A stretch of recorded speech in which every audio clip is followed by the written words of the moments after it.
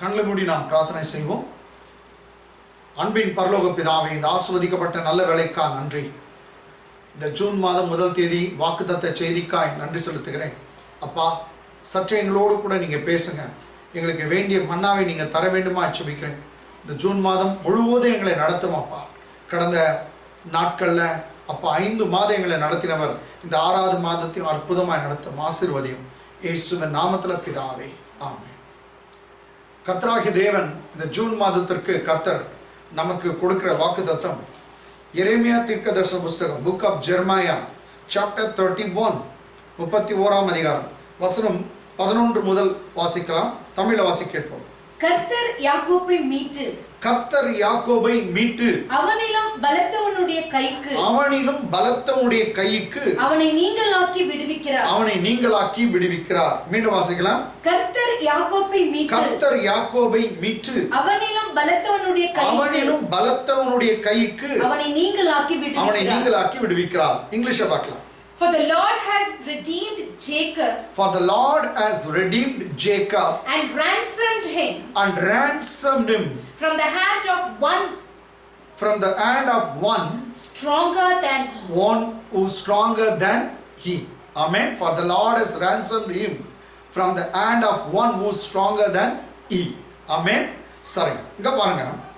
11ஆம் வசனத்துல 31ஆம் அதிகாரம் 11 கர்த்தர் யாக்கோபை மீட்டு அப்படின்னு சொல்லுது. இப்போ யாக்கோபுனா பழைய ஏற்பாட்டில் இருந்த அந்த யாக்கோபை பற்றி தான் கர்த்தர் பேசுகிறான்னு நினைக்காதீங்க. கேட்டீங்களா? நீங்கள் எல்லாம் யாக்கோபின் சந்ததி. இது இஸ்ரவேலருக்கும் பொருந்தும், ஆவிக்குரிய இஸ்ரவேலர் உனக்கு எனக்கும் பொருந்தும், இன்னுமா கிறிஸ்து இயேசுக்குள்ளாக இருக்கிறவங்க எல்லாருக்கும் அது பொருந்தக்கூடியது. யாக்கோபுனா உங்கள் பேரை தான் நீங்கள் வச்சீங்க. பைபிள் சொல்லுது கர்த்தர் யாக்கோபை மீட்டு அவனிலும் பலத்தவனுடைய கைக்கு அவனை நீங்களாக்கி விடுவிக்கிறார். அப்போ Jacob whom God has redeemed represents you. You are the Jacob of God. நீங்க தான் யாக்கோபு. பைபிள் சொல்லுது யாக்கோபை மீட்டு அவனிலும் பலத்தவனுடைய கைக்கு அவனை நீங்களாக்கி ரட்சிக்கிறார். ஒரு சமயம் இந்த உலகத்தை இந்த நாள் ஆட்டி படைக்கிற கொரோனா வைரஸ் இல்லை விட்டா கடல் பிரச்சனை, ஒரு தொல்லை ஏதோ உங்களை ஆட்டி படிச்சு கொண்டு இருக்கலாம், உங்களுக்கு தொல்லை கொடுத்து கொண்டு இருக்கலாம். உன்னை காட்டில் அது பலசாலியாக இருக்கலாம். உன் கடனோ அல்லது உன் விரோதியோ, உனக்கு இருக்கிற பிரச்சனையோ, உன் வியாதியோ உன்னை காலம் பலசாலியாக இருக்கலாம். கர்த்தர் நீங்க ப்ராமிஸ் பண்றார். கர்த்தர் யாக்கோபை மீட்டுறது மாத்திரம் அல்ல, அவனிலும் பலத்தவனுடைய கைக்கு அவனை நீங்களாக்கி விடுவிக்கிறார். அல்லேலூயா. கர்த்தர் உன்னை பிடிச்சிருக்கிற எல்லா பிரச்சனைக்கும் நீங்களாக்கி விடுவிக்கிறார். ஒரு சமயம் நீ சொல்லலாம், ஐயோ என்னை பிடிச்சிருக்கிற பிரச்சனை ரொம்ப பெருசு பாஸ், அந்த கடன் ரொம்ப பெருசு. உனக்கு ஒண்ணு தெரியுமா? கடன் பெருசுன்னு நினைக்காத, உன் ஆண்டவர் அதை காட்டிலும் பெரியவர். ஆமென். இல்ல பாசே பிரச்சனை ரொம்ப பெருசுன்னு சொல்லலாம். இல்ல அந்த பிரச்சனை காட்டிலும் நீ வணங்குற கர்த்தர் பெரியவர். அதனால அந்த பெரியவர் உன் பிரச்சனை எவ்வளவு பெருசுனாலும் அது கைக்கு உன்னை நீங்களாக்கி ரட்சிப்பார். சோ 11ஆம் வசனம் முடிந்தாயிருக்குது. 12ஆம் வசனம் அவர்கள் வந்து சீயோனின் உச்சியிலே கெம்பீரித்து கர்த்தர் அருளும் கோதுமை திராட்சரசம் எண்ணெய் ஆட்டுக்குட்டிகள் கன்றுக்குட்டிகள் என்பவைகளாகிய இந்த நன்மைகளுக்காக கடவுளை நோக்கி அல்லது சீயோனை நோக்கி ஓடி வருவார்கள். அவருடைய ஆத்துமா நீர்ப்பாய்ச்சலான தோட்டத்தை போல் இருக்கும். அவர்கள் இனி தோய்ந்து போவதில்லை. ஆமென். Praise the Lord. இங்கிலீஷை பார்க்கலாம். Therefore they shall come and sing in the height of Zion, streaming to the goodness of the Lord, for wheat and new wine, and oil, for the young of the flock, and the herd. Their souls shall be like a well-watered garden. And they shall sorrow no more at all. Amen. அவர்கள் இனி அவருடைய ஆத்மா தோய்ந்து போவதில்லை. Okay, இதுல கர்த்தர் எத்தனையோ வாக்குத்தத்தம் கொடுக்கிறார். 12ஆம் வசனத்துல அவர்கள் சீயோனின் உச்சியிலே கெம்பீரிப்பார்கள். படிங்க தமிழ்ல. அவர்கள் வந்து சீயோனின் உச்சியிலே கெம்பீரிப்பார்கள். இங்கிலீஷை பாருங்க. Therefore they shall come and sing in the height of Zion. Amen. They shall come and sing in the height of the Zion. Here Zion represents church. சியோன்னாக எப்போதும் வந்து சபையை காண்பிக்கிறது. சியோன்ல வந்து அந்த உச்சியில அவர்கள் வந்து பாட்டு பாடுவாங்களாம். ஆமா, இந்த மாதம் உங்களுக்கு எப்படி இருக்கும்? கர்த்தரை நீங்கள் தொழுது கொள்ளுகிற ஒரு மாதமா இருக்க போகிறது. உங்கள் துக்கெல்லாம் மறைய போகுது, உங்கள் கண்ணீரெல்லாம் எப்போ ஒரு மனுஷன் பாட்டு பாடுவாங்க சந்தோஷமா இருக்கும்போது. இங்க பைபிள்ல சொல்லுது சியோனி உச்சியில வந்து கெம்பீரிப்பாங்களாம், பயங்கரமா சத்தமிட்டு பாடுவார்கள். நெக்ஸ்ட் பாருங்க, கர்த்தர் அருளும். கர்த்தர் அருளும் கோதுமை. சரி, கர்த்தர் இலவசமா கொடுக்க போறாராம், நிறைய கொடுக்க போறார். கர்த்தர் அருளும் என்னங்க? கோதுமை, திராட்சரசம், எண்ணெய், ஆட்டுக்குட்டிகள், கன்றுக்குட்டிகள் என்பவைகளாகிய இந்த நன்மைகளுக்காக அவர் என்ன பண்ணுவாங்களா? ஓடி வருவாங்க. அது வரைக்கும் நிறுத்தலாம். இந்த நன்மைகளுக்காக ஓடி வருவாங்க. இங்கிலீஷ் பாருங்க. Streaming to the goodness of the Lord. Streaming to the goodness of the Lord. They will run and come for the goodness of the Lord. For wheat and new wine. For new wine and oil. For the young of the flock. For the young of the flock. And the herd. Their soul shall be like a well-watered garden. Their soul shall be like a well-watered garden. Amen. Okay. இங்க பாருங்க.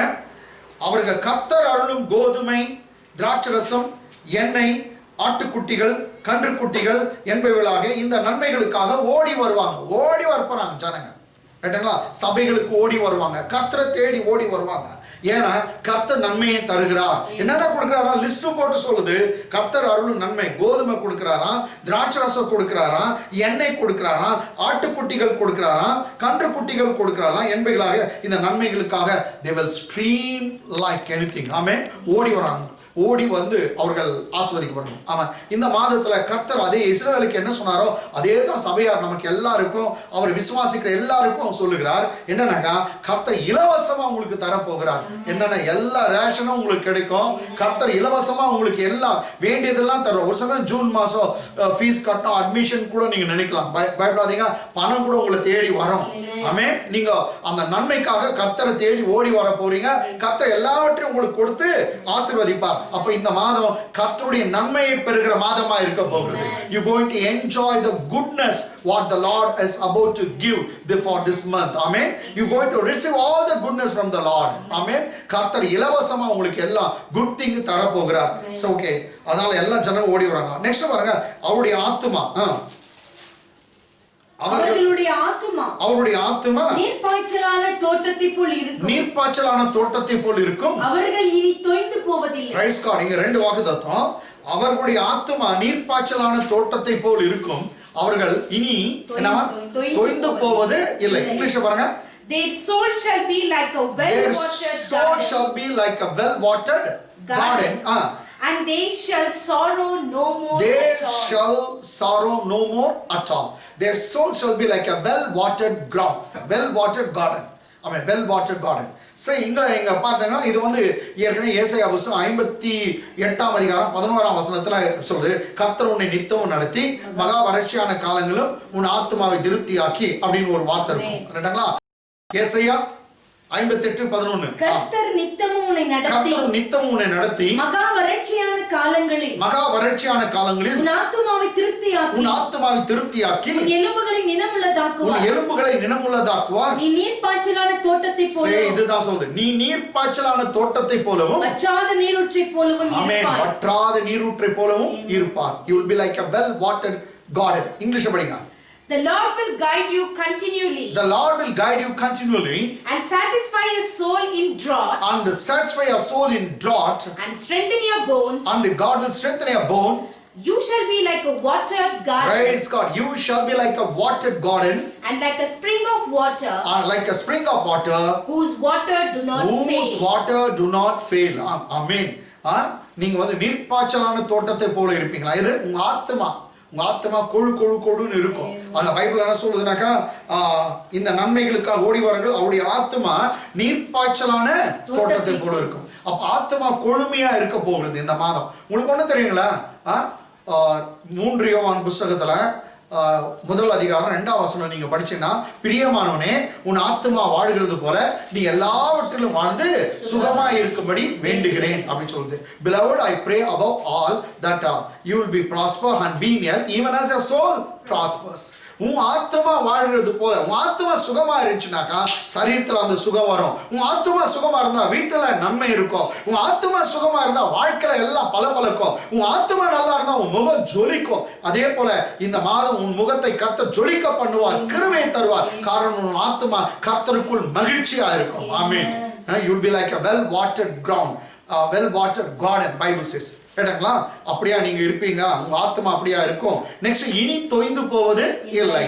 ஏற்கனவே நீங்க தொய்ந்து போயிட்டு இருக்கலாம், ஏதோ ஒரு பிரச்சனை நிமித்தமா கஷ்ட நிமித்தமா கடந்த மாதத்துல நீங்க தொய்ந்து போயிருக்கலாம், இல்ல லாக்டவுன் நிமித்தமா தொய்ந்து போயிருக்கலாம். பயப்படாதீங்க. இந்த நாட்களை நீங்க ஒரு காலம் you shall be sorrow no more. Bible says அவர்கள் இனி தொய்ந்து போவது இல்லை. சரி, 13ஆம் வசனம் போகலாம். அப்பொழுது கன்னிகைகளும் வாலிபரும் முதியோரும் கூட ஆனந்த களிப்பாய் மகிழ்வார்கள். ஆனந்தம், களிப்பு, மகிழ்வார்கள். நான் அவர்கள் துக்கத்தை சந்தோஷமாக மாற்றி, அவருடைய துக்கத்தை சந்தோஷமாக மாற்றி, அவர்களை தேற்றி, அவர்கள் சஞ்சலம் நீங்க அவர்களை சந்தோஷப்படுத்துவேன். Price God. கர்த்தர் இந்த இடத்துல எத்தனோ முறை சந்தோஷப்படுத்துவேன், மகிழ்ச்சி ஆக்குவேன் தான் சொல்றார். இது ஒரு பெரிய ப்ராமிஸ். ரைட்டுங்களா? மீண்டும் நான் எக்ஸ்பிளைன் பண்ணலாம். இங்கிலீஷ்ல பாருங்க. Then shall the virgin rejoice in the dance. Then the virgin will rejoice and dance. And the young man. And the old. Together. For I will turn their mourning of joy. I will turn their mourning into joy. Will comfort them. And make them rejoice. Rather than sorrow. இந்த மாதம் கர்த்தர் உன் துக்கத்தை எல்லாம் மறக்க பண்ணுவார். உங்க துக்கம் எல்லாம் சந்தோஷமா மாறிடும். கர்த்தர் அதுதான் ஏற்கனவே இயேசுநாதர் சொன்னார், உங்கள் துக்கம் சந்தோஷமாய் மாறும். அது இயேசு கிறிஸ்துவுடைய வாக்குத்தத்தம். யோவான் சுவிசேஷம் 16ஆம் அதிகாரம் 20ஆம் வசனத்துல சொன்னார், உங்கள் துக்கம் சந்தோஷமாய் மாறும். இதே தான் இங்க கூட ஆவியானவர் அங்கே எழுதி வச்சிருக்கார், உங்க துக்கத்தை எல்லாம் சந்தோஷமா மாற பண்ணுவாராம். பைபிள் சொல்லுது, உங்க கன்னிகைங்க, உங்க வாலிபருங்க, முதியோருங்க எல்லாம் ஆனந்த களிப்பையா மகிழ்வார்களாம், எல்லாம் டான்ஸ் பண்ணுவாங்கன்னு சொல்லுது. Young version will dance like anything, Bible says. அவ்வளவு கர்த்தர் எப்போ டான்ஸ் வரும், அவங்க மகிழ்ச்சியா இருப்பாங்க. மெய்யாவே கர்த்தர் உங்க துக்கத்தை எல்லாம் மறக்க பண்ணுவார். பைபிள் சொல்லுது, நான் அவர்களை தேற்றுவேன், அவர்கள் சஞ்சல நீங்க அவர்கள் சந்தோஷப்படுத்துவேன். யார் பாருங்க, நீங்க சந்தோஷம் அடைவீங்கன்னு சொல்ல, கர்த்தர் நான் உங்களை சந்தோஷப்படுத்துவேன் சொல்ல.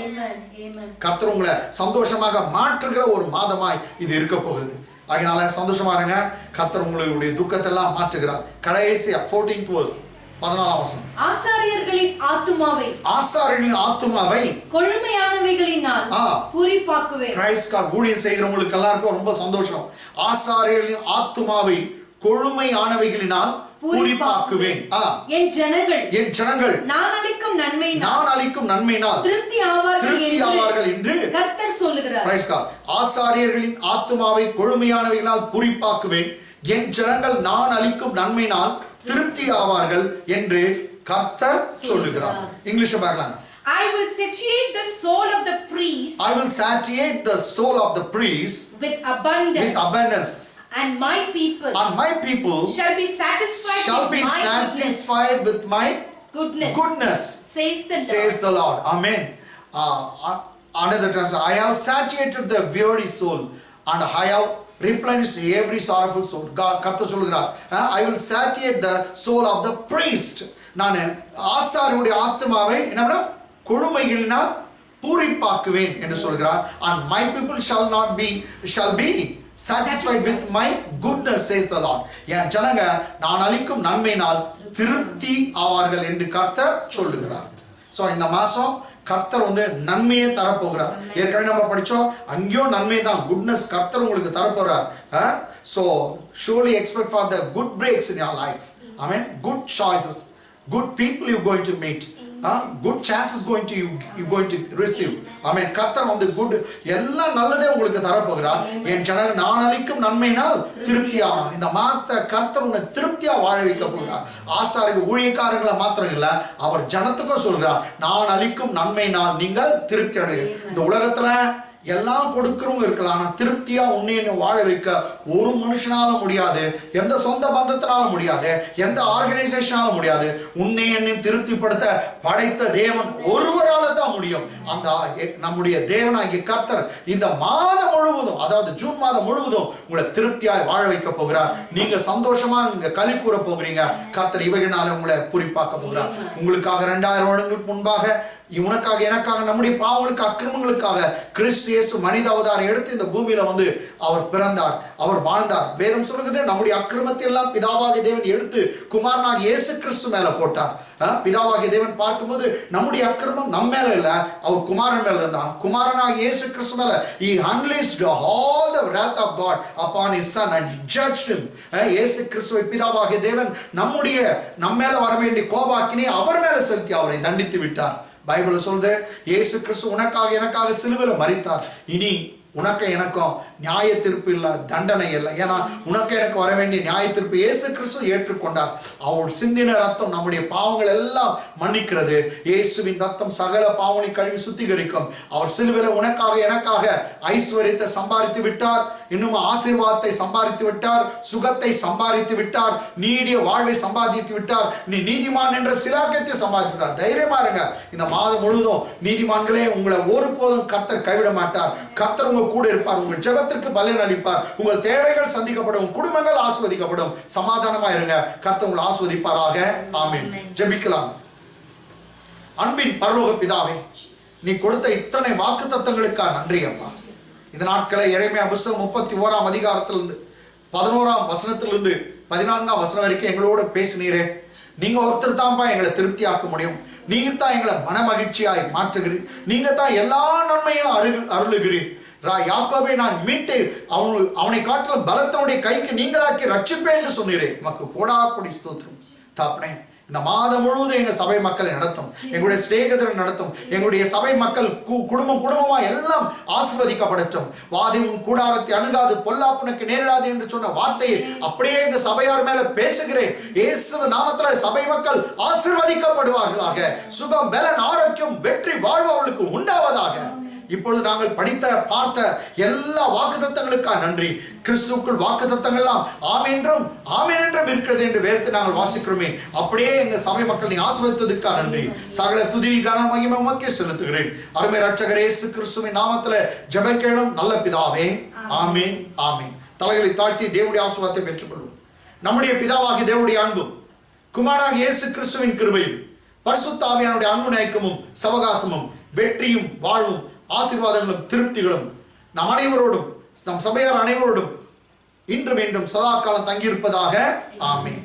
என் ஆத்துமாவே கர்த்தரை ஸ்தோத்திரி, என் மூலமே அவருடைய பரிசுநாமத்தை ஸ்தோத்திரி. என் ஆத்துமாவே கர்த்தரை ஸ்தோத்திரி, கர்த்தர் சகல பார்வையுடையவரே. ஆமென். God bless you. God bless you.